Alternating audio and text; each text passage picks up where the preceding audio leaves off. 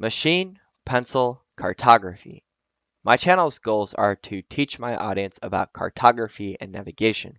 Except, in order to accomplish my channel's goals most effectively, it could reasonably require me to eclipse my goals underneath a system of law that allows for the recognition of my rights to accomplish my goals.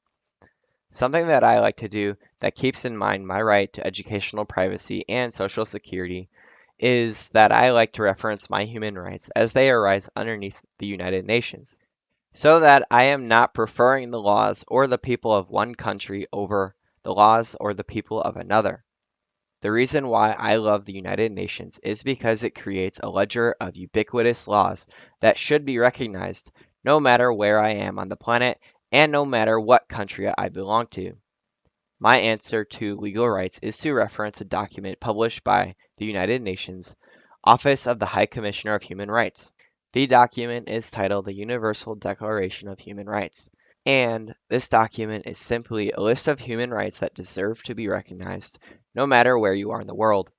I have located an infographic displaying this list, and I would like to discuss our human rights in further depth if it is possible. Today I have chosen to discuss Universal Declaration of Human Rights, Article 20, which is our right to social assembly.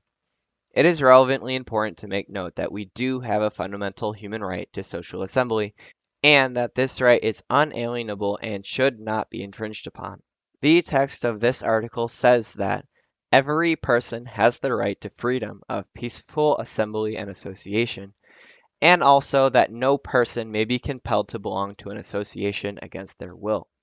One of the reasons why I would like to show this and to discuss this is because in the course of my channel's goals, I would like to expand on my subject matter so that my subject matter includes the explanation of our rights to assembly.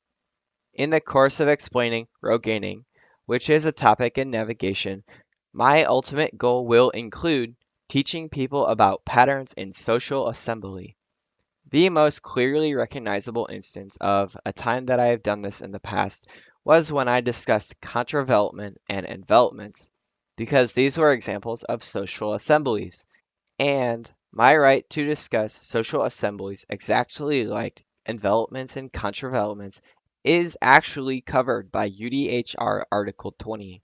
I would like to lead lessons on examples of social assembly, such as teaching people how to create phalanxes, which are examples of rectangular assemblies.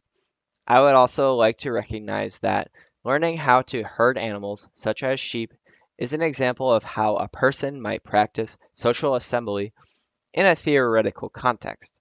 I could only imagine going out to a restaurant with a group of my friends and asking the staff if we could push tables together in order to create a larger assembly of people, and having to defend our right to assemble.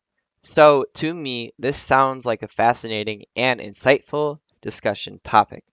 Thank you for listening to my proposal. This has been Machine Pencil Cartography, signing out.